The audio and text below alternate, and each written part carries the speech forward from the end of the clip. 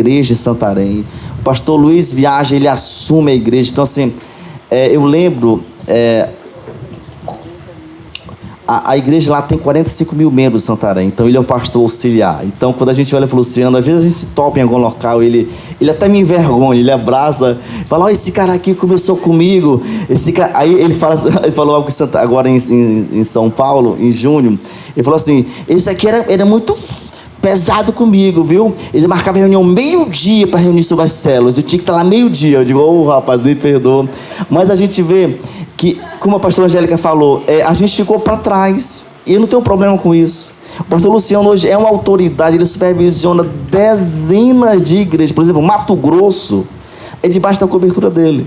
Então, nós estamos iniciando o trabalho agora, mas ele está luz à nossa frente, e a gente fica muito feliz, porque em algum momento, há 20 e poucos anos atrás, nós tivemos a alegria de trazê-los para perto de nós, colocar debaixo das nossas asas, ensinar o que a gente podia, e depois Deus levou ele a locais muito mais altos. Então, talvez o Luciano, para mim, eu quero que Deus me dê mais outros Lucianos, mas ele até hoje marcou muito, porque Deus levou ele muito alto. Deixa eu completar algo que foi muito marcante. Quando nós pegamos ele, Luciano e a Rejane, esposa dele, por que eu peguei ela para discipular? Ela é discipulada pela minha discípula principal, que eram os auxiliares, pastora Dioné e pastor Acelildo. Então, porque nós estávamos num evento de avivamento, e ela chegou perto de mim, e ela disse para mim assim: "Pastora, eu queria falar com a senhora." Ela falou assim: "Estou com 29 anos, nasci num lar evangélico, nunca ganhei uma alma para Jesus e nunca senti isso, que era aquela unção." Aí eu disse para ela, aí ela encheu os olhos de lágrimas. Eu disse: "Mas minha filha, você quer isso?" Ela disse: "Eu quero." "Depois, deixa eu trabalhar contigo, vamos trabalhar?" "Vamos." Eu comecei a trabalhar com ela. Aquela menina levava as tarefas no caderno, que eu aprendia demais com ela. Aí ela se tornou, cresceu, como ele já falou, o ministério é os dois. Ela é fera, boa demais no ministério, se tornou melhor. E temos também o Bosco, né? O pastor Bosco, pastora Leila, ela é enfermeira, está se formando, ou está se aposentando por tempo de serviço. Mas olha, gente, abrimos igreja nessa cidade, Santana, que é a segunda cidade maior lá do Amapá, e é só eu e ele abrir igreja, nós sempre andando juntos, né, filho? Treinando os meninos. Então, a gente começou a abrir lá células, cresceu, é uma igreja muito grande. De lá abrimos Mazagão Velho, Mazagão Novo, município, outros municípios, e essa família toda, a família toda é uma bênção, são líderes fortes. Então, é isso, querido, é muito lindo o que Deus tem feito. Só falar sobre Santana, pode falar um pouquinho, né? Santana, interessante, a gente estava em Macapá, e aí Santana fica 17 km de Macapá. Então, o pastor Bosco tinha passado para a nossa igreja, mas ainda era um membro normal, não era pastor. E aí nós... tinha ele e o cunhado dele, que era... Qual é o nome dele? A Luísa, não, acho que é Luísa, alguma coisa. Acho que a irmã dele era Bena. Eram 2 casais em Santana. Então nós decidimos começar uma célula em Santana, né? Então a gente faz a célula de sábado, 5 horas da tarde. E aí... depois a pastora Angélica veio embora, eu fiquei ainda um ano em Macapá para poder terminar a faculdade. E naquele ano eu morei só, isso foi em 2007. Então foi assim, um ano de desafio, porque eu estava terminando o último ano da faculdade, estava fazendo uma MBA em gestão, em marketing, estava fazendo TCC e estava no ministério muito envolvido, tinha feito uma cirurgia. E então... a gente comprou um prédio, a igreja comprou um prédio em Santana, e começamos já a fazer cultos, porque a gente começou a multiplicar em Santana, acho que já tinha umas 5 células, começamos a fazer culto em Santana. E eu lembro que, aqui a gente tem alguma coisa a ver com desafios, né? E eu lembro que eu era supervisor daquela igreja, porque eu acompanhava o pastor Bosco ministerialmente, discipulado, como eu era muito jovem, tinha 20 anos, discipulado era minha mãe, depois foi o pastor Luiz, mas a parte de ministério, de plantação de igreja, de células, tudo era comigo. Então, lá, ele estava começando ainda, então ele não tinha ainda uma certa habilidade para ministração, para pegar microfone e ministrar. Então, eu ia pregar lá toda quinta-feira no Tadel. Por que quinta? Porque terça era nosso Tadel em Macapá, naquele tempo era terça, então eu ia na quinta para poder dar assistência. E aqui entra um dos desafios missionários, né? Então, em 2007, eu estava com poucos recursos financeiros. Então, às vezes eu tinha uma motozinha, uma bis, que era da minha irmã, depois ficou para mim. E então eu tinha assim, tinha, por exemplo, R$10. Então, ou eu, algumas vezes por semana, ou eu almoçava, ou então eu colocava os R$10 na moto para poder ir pregar em Santana. Então, por algumas vezes, eu tive a alegria de jejuar forçado para poder colocar o combustível na moto, para poder chegar lá, aí reunir com o pastor Bosco antes, que a gente tinha aquela reunião de setor que a gente falava, né? E depois ministrava no Tadel, depois tinha que receber as pessoas, saía de lá umas 10 horas da noite para ir para Macapá, 17 km, mas muito pertinho, para poder ficar em casa. Mas, por exemplo, o que deixa a gente tão feliz? A última vez que eu tive com o Bosco, ele continua sendo a mesma pessoa, né, pastor Angélico? Muito humilde. O pastor Celildo, que é o pastor hoje lá, presidente da Paz do Amapá, eles compraram e reformaram o prédio todo, Anjinho. Compraram do lado um terreno gigantesco para fazer uma parte social. E eu falei assim, Bosco, me diz quantas células vocês têm hoje em Santana? Ele falou assim, nós temos 80 células. Gente, 80 células, se você colocar... se colocasse a 10, exagerando, vamos diminuir um pouquinho, tem umas 700 pessoas em Santana. Começou com 2 pessoas e mais 2 casais, começando uma pequena célula, numa ruazinha, né, pastor Angélica? Cheia de buracos, isolado, cheio de buracos, e quando chovia, alagava tudo. E você hoje fala, olha, tem 80 células. A última vez, isso aí tem algum tempo, talvez tenha mais, não sei. Então isso deixa a gente muito animado. Para quê? Porque o Deus que fez lá, nós temos muita fé, que Ele vai fazer, já está fazendo em João Pessoa, já está fazendo na Aldeia Cumaru, já está fazendo em Delmiro Gouveia. Então a gente usa, eu gosto dessa ideia de olhar um pouquinho para trás. Isso Davi também fez. Quando Davi foi confrontado por Golias, o que ele falou? Saul fala para ele, olha, mas você não tem condições alguma. Você é muito jovem, você nem consegue segurar a lança, você não consegue nem se movimentar com a couraça, com toda a parafernália de um soldado. Ele falou o seguinte, olha, eu estava no deserto, e então lá eu matei um urso, lá eu matei um leão. Então quem é esse incircunciso para desafiar o exército do Deus vivo? Então é importante olhar para trás, não ficar preso lá.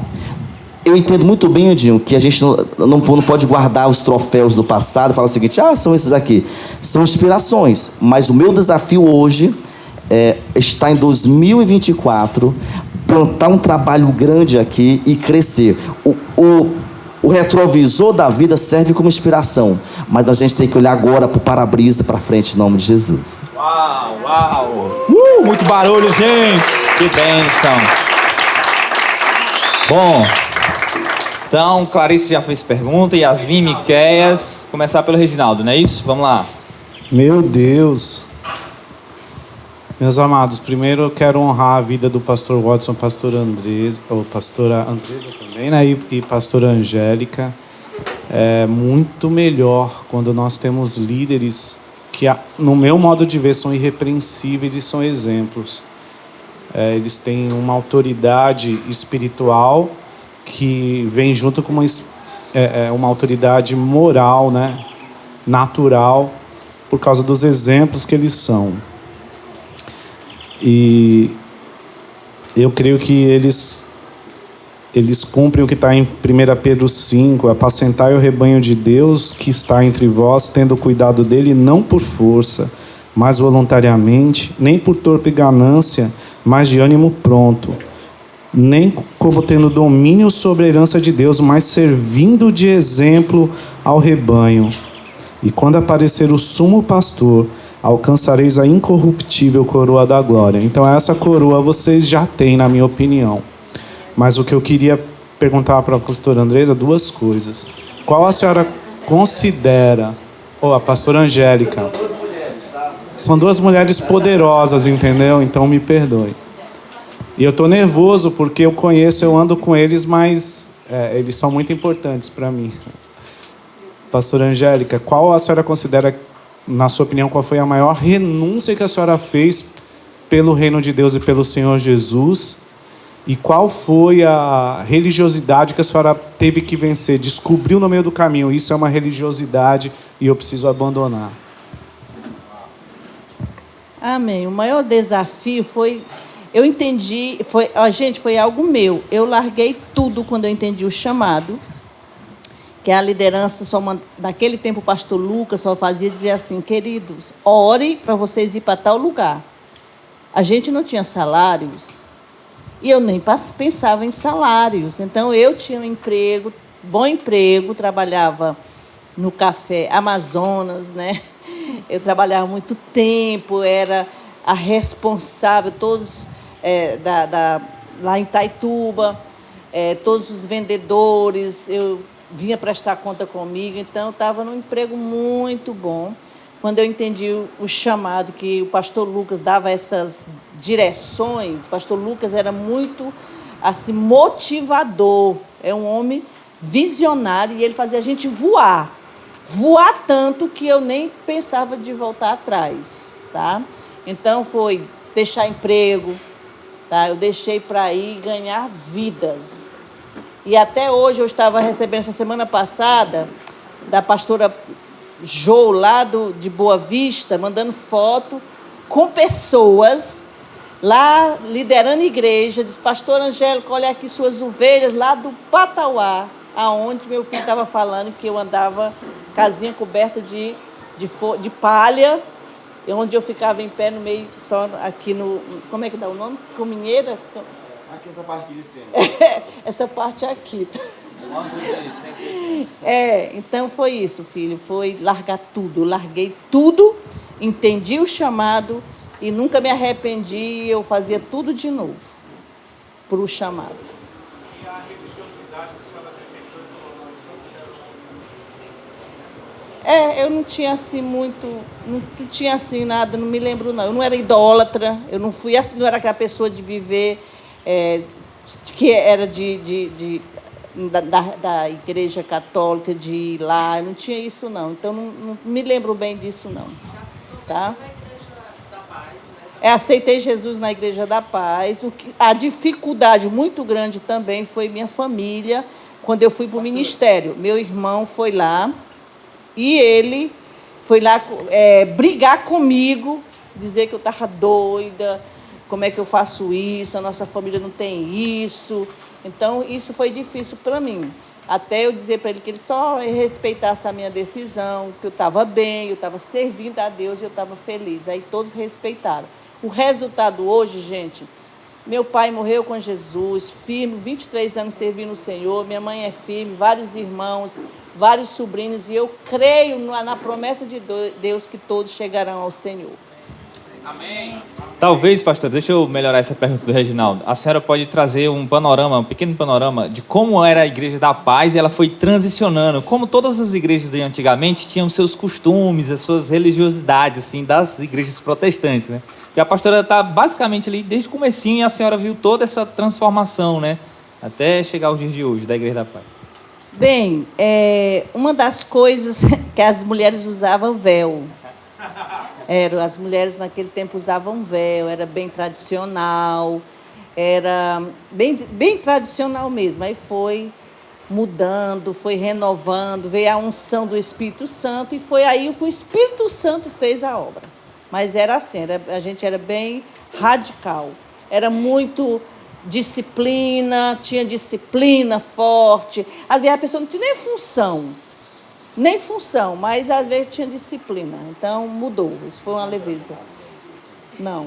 Algumas igrejas os homens eram do lado, as mulheres eram do outro, mas nem todas. Amém. O Beto vai fazer uma pergunta agora. Eu queria fazer a pergunta para o pastor Watson, ainda pegando o gancho do que ele estava falando sobre desafios. Desafios no processo de preparação para essa vida missional que vocês têm.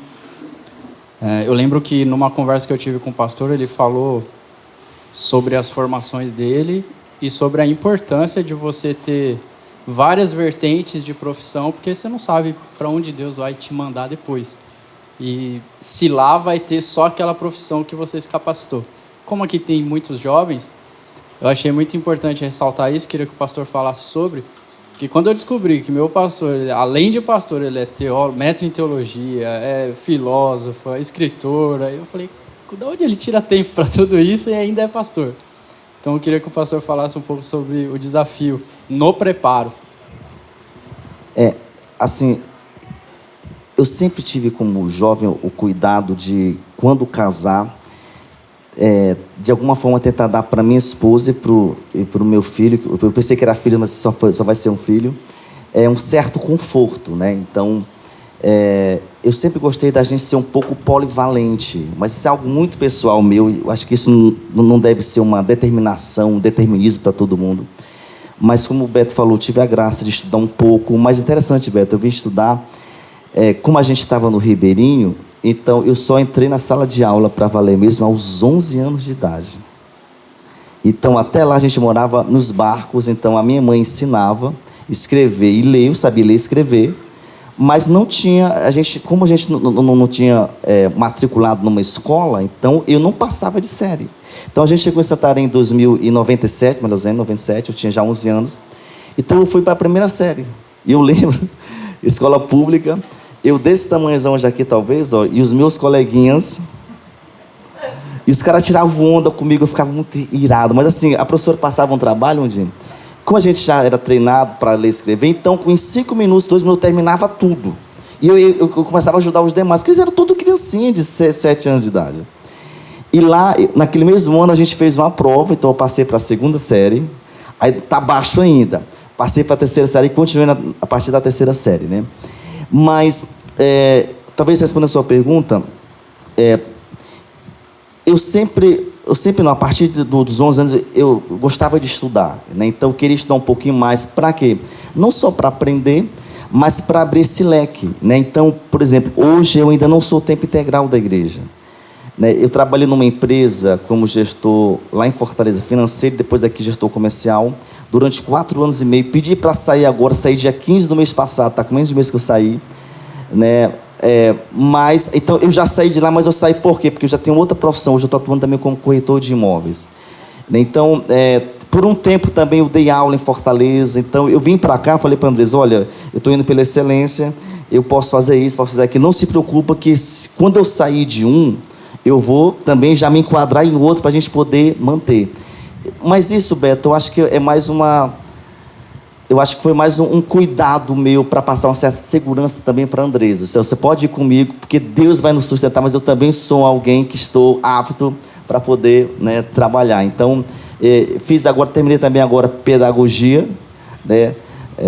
Eu atuo com treinamentos que a gente chama aqui andragogia. Nós temos aqui uma pedagoga, né? Andragogia o ensino para jovens e adultos, né? Mas eu fiz pedagogia porque é uma profissão a mais. Então, se um dia eu precisar, Beto, eu posso ir numa sala de criança, está aqui, eu posso dar aula de filosofia, dar de administração, dar de teologia. Então, para poder abrir, para de alguma forma ter essa segurança, né? Então, essa foi uma estratégia minha. E fica aí a dica para quem achar que deve fazer também. Tenta fazer o máximo que você pode, porque, por incrível que pareça, em algum momento você pode precisar, e isso vai ser muito bom para você como profissional, em nome de Jesus. Amém. Felipe. Pronto, a minha pergunta não se encaixa, talvez não se encaixe nas 3, mas acho que dá para responder. Você pode fazer qualquer pergunta. Amém. O pastor falou sobre olhar para trás e ver os troféus, né, e servir de inspiração. Eu acho que também para nós jovens, a gente aprender com os erros dos outros também serve como inspiração para a gente. Então, olhando para trás, se vocês pudessem voltar no tempo e recuperar um erro, claro, que coisas que vocês possam falar e que servem de inspiração para a gente jovens. Se vocês pudessem voltar atrás, né, e, poxa, se eu pudesse voltar atrás, eu não faria assim, eu faria dessa forma, eu seria assim, eu teria essa atitude, porque eu acho que dessa forma a gente consegue se inspirar. Poxa, se eles o tempo passa, não volta. Se eles realmente estão dizendo que se pudessem voltava atrás para ter essa atitude, então acho que serve para a gente como inspiração. Poxa, talvez eu tenha que ter essa atitude, tenho que ter cuidado para não perder muito tempo com a atitude errada. Que pergunta, meu filho. Meu Deus. Amém. Se eu pudesse voltar atrás, primeiramente, gente, aproveite, quero dar só uma rejeição, aproveite a juventude de vocês, aproveitem, tá? Ouça o que estou falando hoje, eu creio que é o Espírito Santo. Vocês vão achar muitas coisas para querer tirar a atenção de vocês e o foco, mas é passageiro. Olha, daqui 50 anos ou daqui 100 anos, ninguém mais daqui existe. Daqui 100 anos, daqui nenhum de nós existimos mais. Tá? Então, aproveite. Tem uma eternidade. Mas eu, olhando para o retrovisor, se eu pudesse voltar atrás, eu corrigiria mais, com muito amor. Porque muitas vezes a gente fica com medo. E hoje eu não tenho mais medo de dizer o que eu sinto. Tá? É como eu falo, como a gente fala. Então, eu corrigiria mais com sabedoria e cuidando muito melhor das ovelhas do Senhor. Tá? É aberto também na minha vida, é aberto para qualquer um. Se vê eu pisando na bola, o que você não concorda, você tem liberdade de chegar para mim e dizer, só está errando nisso. E se você disser que eu estou errando, eu vou ouvir, vou examinar e, com a ajuda do Espírito Santo, eu vou mudar. Eu acho que talvez eu mudaria várias coisas, mas talvez a principal, Felipe, seria... Eu acho que eu teria mais maturidade para lidar com perdas. Né? Porque quando eu casei com a Andresa, eu era um crente, eu amava Jesus, dizimista fiel, discipulado pelo pastor Sandro, naquele tempo, né? Mas eu não estava exercendo o ministério. Eu estava trabalhando muito. Naquele tempo era 5 trabalhos. Eu dava 2 consultorias, dava aula em 2 faculdades e dava aula numa escola técnica chamada JK, lá em Fortaleza. Então, a minha vida era trabalho. Então, também da EMP. A EMP era a Escola Ministerial Paz, muito grande também. Eu era o diretor da EMP lá em Fortaleza naquele tempo. Então, era muita coisa. Então, eu teria mudado o quê? Mas por que eu fiz todas essas coisas? Porque eu queria fugir do ministério. Tipo assim, eu estava tão saturado com a perda, né? Assim, puxa, estava lá em cima e agora você está lá embaixo, não é ninguém. Então, eu acho que eu teria buscado mais a Deus, teria tido mais maturidade para poder entender que muitas... Na verdade, que Deus não é culpado de nada.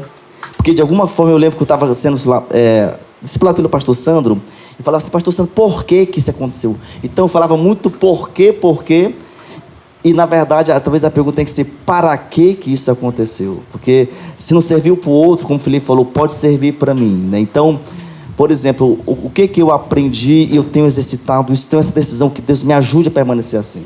Então, como eu tive uma família destruída, moralmente falando, então o que eu aprendo? Agora eu tenho que fazer a coisa certa com a Andresa e com o Enzo. Então, aquilo que eu passei me serve agora de exemplo para que eu possa ser um pai exemplar, ser um pai que deixa herança e, sobretudo, legado no Enzo. Um marido que ama a esposa, que não trai a esposa. Então, fica para mim essas lições de aprendizado. Mas naquele tempo faltou maturidade. Quase que eu realmente não voltava para o ministério. Deus me chamou porque talvez a pastora Angélica orou tanto. Eu tive também a graça... o pastor Eibe reunia comigo, o pastor Sandro, o pastor Evanildo. Então, assim, eu fui muito bem assessorado. Mas se não fossem esses homens, eu sei que eu estava lá em Fortaleza hoje, talvez sendo um grande empresário, mas nada de ministério. Então, eu acho que a maturidade, Felipe, respondendo, ela é importante a gente lidar com ela, ter ela diante de algumas situações cruciais, porque depois lá na frente você fala, puxa, eu consegui lidar bem com aquela situação tão complicada. Amém. Eu acho que essa dica do pastor, gente, é muito importante, da questão de você ter maturidade com as perdas, porque se tem uma coisa que vai acontecer na caminhada cristã, são perdas, né, pastora? Pode acontecer. É inevitável. O Barnabé perdeu o seu companheiro Paulo. Paulo perdeu o seu grande companheiro Barnabé. Eles foram, né? E assim com outros homens de Deus. E um exemplo da nossa igreja foi quando a Paz perdeu o seu grande pastor, apóstolo Lucas, o pastor Lucas, né, pastora? E quando eu olho para a história, eu vejo que a igreja soube lidar com maturidade com a perda do Lucas. Porque, pastor, tem muitas igrejas, quando o líder se vai, morre, acontece alguma coisa, acaba ali, né? Então, a igreja soube lidar com a perda. Foi muito forte, né, pastora? A perda do Lucas. Talvez a senhora poderia só dar uma explicação para a gente na época, como foi a comoção, né, com a perda do pastor Lucas. Gente, realmente foi muito difícil, foi um luto muito grande. Muito bem. O pastor Lucas, ele é o filho do pastor Melvin e pastora Catarina, que foram os fundadores aqui da Paz Church no Brasil.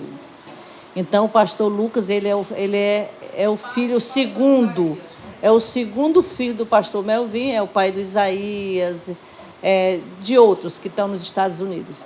Então, ele era o homem o presidente, e também foi ele que abriu o Projeto Amazonas. Ele veio, ainda hoje nós temos o ônibus que chama de Dinossauro, a gente já tem esse transporte. Andamos muito para ir para os eventos, a gente chegava em Santarém, ia lá para o local onde a gente tinha os eventos, treinamentos, nesse Dinossauro, que era um carro adaptado. Então, está lá ainda, existe esse carro, às vezes ainda usa esse carro, que sempre faz manutenção, é histórico. Então, ele veio atravessando... eles começaram a abrir o trabalho lá em Belo Horizonte, o pastor Melvin. Depois eles foram para Goiânia. O pastor Melvin quiseram matar ele apedrejado. Foi que um irmão acolheu, jogaram pedras por cima do telhado do irmão. E aí o pastor Melvin orou, que só tinha o pastor Eibe, de 2 anos, o caçulinha. Os outros eram o caçula, né? São 5 filhos. O pastor Eibe era o caçulinha. E o pastor Melvin orou, disse: Senhor, permita que eu crie meu filho, meu caçula Eibe. Então, Deus deu graça. Né? O pastor Melvin já morreu no ano 2004. O pastor Melvin, 2008, 2004, acho que foi a pastora Catarina, né? Então, queridos, daí foi que o pastor Lucas veio dos Estados Unidos, estava estudando com a família, atravessou, e o pastor Nilton nesse carro para o Amazonas. E aí foi quando ele viu o trabalho, a necessidade tão grande, ele chamou a família, o pai, os irmãos, para vir ajudar. E começou, que chama Projeto Amazônia, que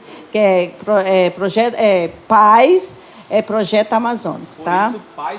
Paz Church, começou aí, tá? Então, o pastor Lucas, no trabalho missionário, ele voava de aviãozinho, ultraleve, pousava na água, andamos nesse ultraleve que pousa na água. Então, nessa viagem missionária foi onde aconteceu, deu um problema no avião, caiu e ele morreu. Foi um choque para a igreja em geral, foi um luto muito grande, mas com muita oração, com a ajuda da diretoria, que a diretoria dos Estados Unidos sempre foi o mesmo. Gente, eu quero abrir aqui para vocês, eu era bem perto da família Uber. Eu fazia parte do PGN, que é o Presbitério de Governo Nacional, então eu tive a oportunidade de ouvir muito ele falando os testemunhos nos devocionais, nesses bate-papos. A gente fazia perguntas e ele respondia. Então, quando ele veio para o Brasil, o pastor Melvin e a pastora Catarina, a liderança enviou, deu a bênção, mas não ajudou em nada financeiro, e disse: nós não vamos ajudar em nada. Eles não sabiam falar português, foram aprender aqui já em Belo Horizonte. Então, era de família muito rica, os pais eram milionários, principalmente a família da pastora Catarina. Eram milionários, e eles vieram para o Brasil, e aí ele fez investimento do dinheiro que ele tinha em Bolsa de Valores e ultrapassou, e ele ganhou muito dinheiro. E ele nunca precisou. O pastor Melvin nunca foi mantido pela igreja. Ao contrário, ele metia a mão no bolso, ele abençoava obreiros, ele ele trabalhava, ele construía, tá? Então, essa foi a vida do pastor Melvin. E eles tiveram a oportunidade, a igreja cresceu muito, então alguém dos Estados Unidos, de muita influência na igreja lá, chegou para o pastor Melvin e disse: olha, vocês no Brasil estão maior do que nos Estados Unidos. Então, se desmembram, vocês têm a liberdade de vocês. Ele disse: nós nunca vamos fazer isso. E aí ele nunca quis desmembrar. Aí reconheceram que erraram por não ter dado apoio financeiro e ver a igreja crescendo muito. Chamaram ele lá, pediram muito perdão, honraram ele. Então, até hoje, a nossa igreja continua, o pastor Melvin já foi, pastor Lucas já foi, pastora Catarina, mas até hoje é a mesma cobertura. E o que me chamou bem a atenção é ele dizer: nós não temos resultado de rebeldia. Nossa igreja não foi fundada por ato de rebeldia, porque tem igrejas que são fundadas, não aceita, vai lá e abre outra. Nós não temos isso, tá?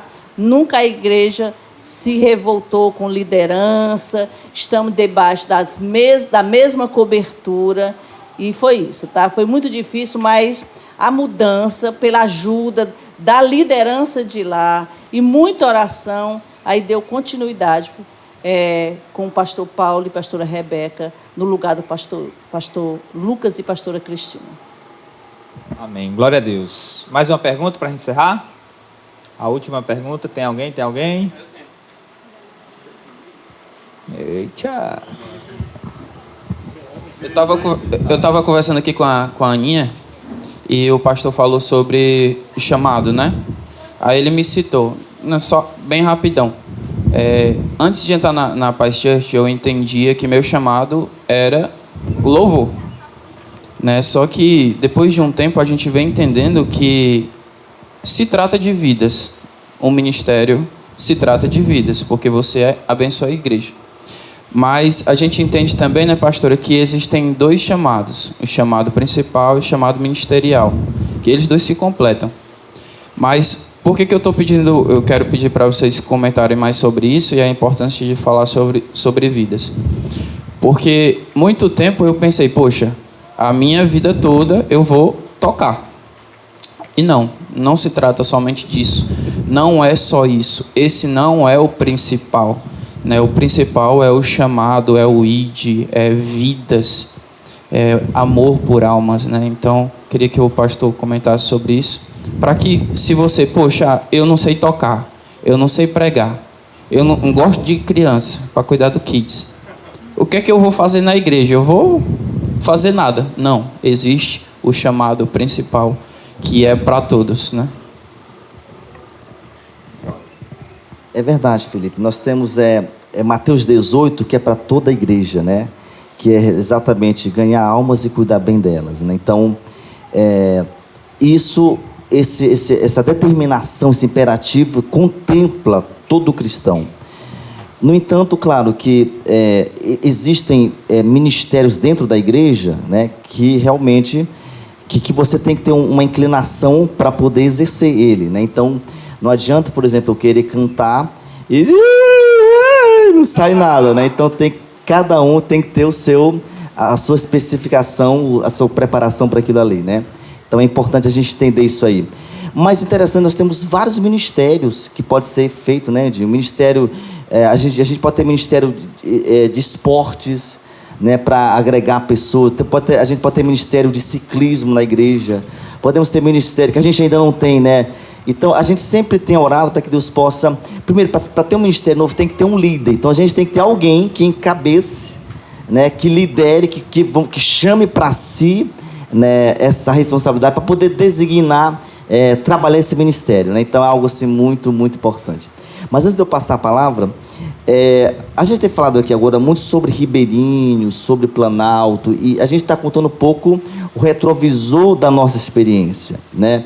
Isso faz parte, mas nós temos aqui pessoas que eu penso que Deus vai te levar talvez para uma cidade menor. Talvez Deus vai te levar para um campo missionário mesmo, no que diz respeito a por exemplo, ou Ribeirinhos, ou então Planalto, ou então Sertão. Isso é muito importante porque nós temos 223 municípios. O nosso foco está na Paraíba. Se Deus mandar você para fora, amém. Mas a nossa gestão eclesial é o PB, é a Paraíba. Né? Mas assim, observe, Deus também deu para a nossa igreja, para alguns pastores, uma visão sobre grandes centros. Né? Então, desde que eu cheguei em Macapá, aos 12 anos, eu já percebi que eu queria estar em grandes cidades. Porque era o meu chamado. Né? Então, assim, por exemplo, eu tenho certeza que eu tenho que estar sempre em capital. Eu quero passar muitos anos aqui, mas se um dia Deus me mandar, eu quero que me leve para um outro centro grande. Né? Então, Deus pode te chamar, não é isso, Andinho? Para que você possa ter paixão e você ter, vamos dizer assim, uma inclinação para locais específicos, né? Então, não pense que missões é só você estar numa aldeia, ou você está no Ribeirinhos, ou você está no Planalto, lá no meio do sertão. Isso é missão, sim, mas não se restringe a só isso aí. Por exemplo, o nosso grande pastor-presidente, pastor Eibe, ele tem a missão, o chamado de estar em grandes centros. Ele chegou em São Paulo há 7 anos atrás e já falou o seguinte: olha, eu vou ficar aqui até o final da minha vida. Então Deus chamou ele para grandes centros. Nós temos que plantar pelo menos umas 20 igrejas nos próximos anos, só dentro de João Pessoa, pelo menos umas 20. Então, quer dizer, talvez Deus chama você, jovem, hoje, para que você seja um dia a pastora, esposa do pastor de uma igreja dessa. Então, você que é jovem, homem, você ser o pastor juntamente com sua esposa de uma igreja dessas dentro de João Pessoa. Mas talvez ele te chame para você estar em cidades e regiões mais longínquas. O fato é que todos precisam, o chamamento de Deus é para todos. E, mais uma vez, a gente vai falar, vai depender da sua inclinação, onde você se sente melhor, mais preparado, apropriado para você exercer o seu ministério em nome de Jesus. E uma curiosidade do pastor Eibe, né? Para quem não sabe, o pastor Eibe, ele era roqueiro. Então, um dos primeiros ministérios do pastor Eibe era na música, né? E ele tem CD gravado, é até engraçado de pensar isso, de você imaginar naquela época. Mas só para você ter uma ideia, o que foi mais importante para ele, né?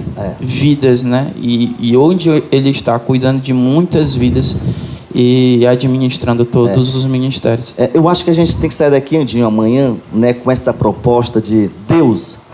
Se eu ainda não tenho muita clareza sobre o que o Senhor quer para mim, me dê essa clareza.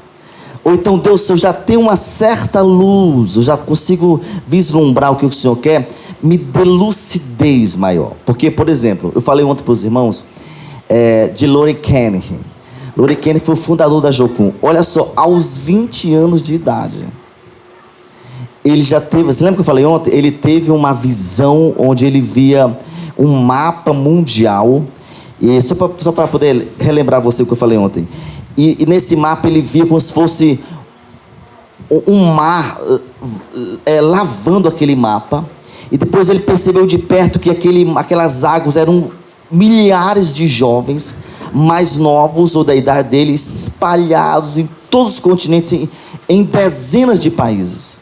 E no final da vida de Lori Kennedy, ele realmente viu que muitos jovens tinham sido enviados para missões mundiais. Então, eu lembro, eu estou aqui hoje em João Pessoa, mas eu lembro que lá quando eu tinha 20 anos de idade, isso há 18 anos atrás, eu tinha o desejo de ser pastor estadual. Então eu falava, né, pastor Angélico, um dia eu vou estar na frente da igreja em algum estado do Brasil. E os pastores que me acompanhavam, o pastor Geraldo, que hoje é pastor que está lá em Goiânia, o pastor Luiz, que é o pastor de Santarém, falava, você vai ser mesmo, filho, você vai ser um pastor. Então, assim, para a gente finalizar a minha fala, no meu entendimento, claro, Deus pode, na sua grande misericórdia, mover e mudar, mas quem que vai fazer uma história diferente no futuro? São aqueles que hoje, Andinho, eles têm clareza do que Deus tem para eles. Eles têm paixão por aquilo ali. Então, quero declarar sobre sua vida que Deus está levantando vários apaixonados aqui. Vários Lori Kennedy, vários Abe Uber, vários Melvin Uber, vários Lucas Uber, que possam no futuro marcar gerações, em nome de Jesus. Então entenda, missões não é só as regiões longínquas. Missões também fala de você estar em grandes centros. Aí, Beto, a gente volta para aquilo que você perguntou. Quem quer estar em grandes centros vai ter que ter uma preparação melhor. Por vários motivos, porque a cidade, o dinamismo de grandes centros é um dinamismo diferente.